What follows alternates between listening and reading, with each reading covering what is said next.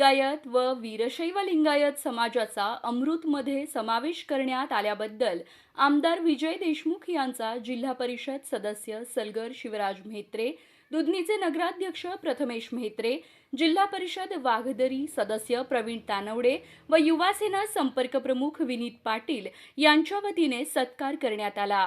यावेळी दुधनीचे नगराध्यक्ष प्रथमेश म्हेत्रे व जिल्हा परिषद वाघदरी सदस्य प्रवीण तानवडे यांचाही आमदार विजयकुमार देशमुख यांच्या हस्ते सत्कार करण्यात आला। याप्रसंगी माजी सभागृह नेते तथा नगरसेवक संजय कोळी, नगरसेवक अनंत जाधव, गौतम कसबे, मार्केट कमिटी संचालक वैभव बरबडे, प्रभाकर काशीद, आनंद भवर, महालिंगप्पा परमशेट्टी, प्रसाद झुंजे, नरेश दासरी आदी उपस्थित होते।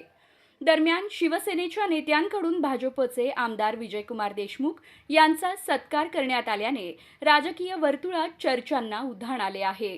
विविध राजकीय पक्षातील नेत्यांच्या या एकत्रित उपस्थितीमुळे आगामी काळातील राजकीय समीकरणांबाबतही तर्कवितर्कांना सुरुवात झाली आहे।